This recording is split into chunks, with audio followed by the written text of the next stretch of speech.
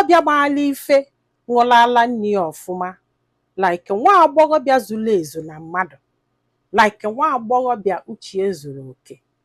Ị kwesịrị ịnụ nwoke maka na ịfụrụ mama ya n'anya. Ị kwesịrị ịnụ nwoke maka na family laikele gị. Ị kwesịrị ịnụ nwoke maka like ndị be ha welcomed you.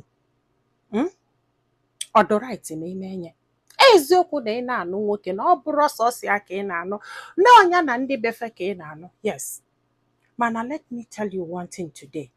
Ọ gị na that guy ga-ebi o, not gị na ndị befe, not gị na mamia, not gị na papia. Papia nwere ike, ọ papia na mamia nwere ike na ụmụnne love ọhụ so much because ọ ife factor.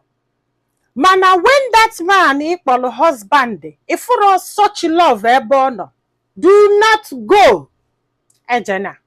Ọ bụrụ family di gị na-anụ gị, listen, ọ bụrụ na di gị love oge enough, then the family can now join. Yes, the family can now join.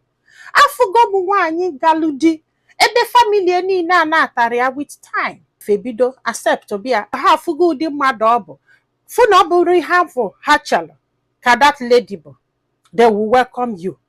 Wholeheartedly. But mgbe ọbụla ị megidelu mistake wee welu maka family, mama nna grandmother, ọfụkwa gị mgbe ipelu mpe ọfụta gị ọsị na imelu nna wee nụọ nwoke nna ka nne nkịta ga-alacha gị na that man anya. O nwere mgbe gị na fa ga-ebi emegbusie gị ike ọlụfafa tisie mkpu, that's it. Oh yes. Check the man, go for the man. Focus on the man that you will call a husband, not the family first. Later, the family can join. If there's feature, now you can now consider the family. Look into the family. You have now.